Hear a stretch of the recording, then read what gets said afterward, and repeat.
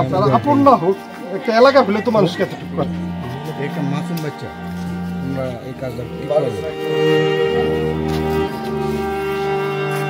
জমির দাম বাড়ায় 4 বছরের শিশুর লাশ দাফনে বাধা দিলেন চাচারা। শিশুটির বাবা প্রবাসে থাকায় নিরুপায় হয়ে পড়েছেন স্বজনেরাও। এমন ঘটনায় হতবাক পুরো এলাকার মানুষ।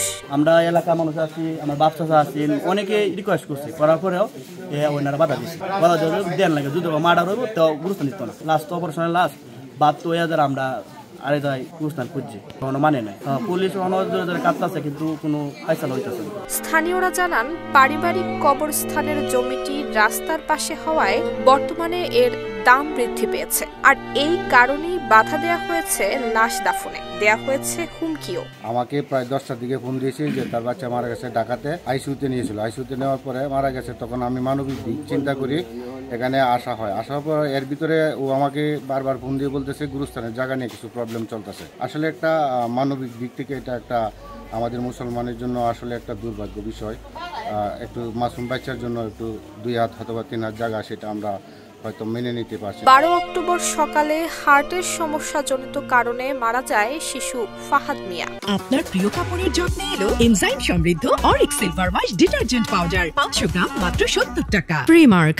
বাবা আল মামুন বাবুল মিয়ার ইচ্ছে ছিল পারিবারিক কবরস্থানে তার বাবা মায়ের পাশেই সন্তানের দাফন করার। তবে এজমালি জমি হওয়ায় দাফনে বাধা দেন বাবুল মিয়ার চাচাতো ভাইয়েরা।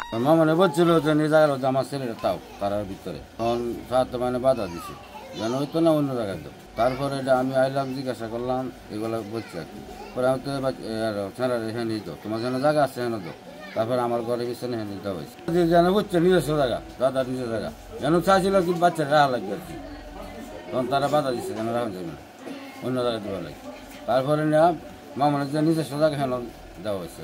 এ নিয়ে বাকবিতণ্ডায় উত্তেজনা ছড়িয়ে পড়লে ঘটনাস্থলে আসে পুলিশ।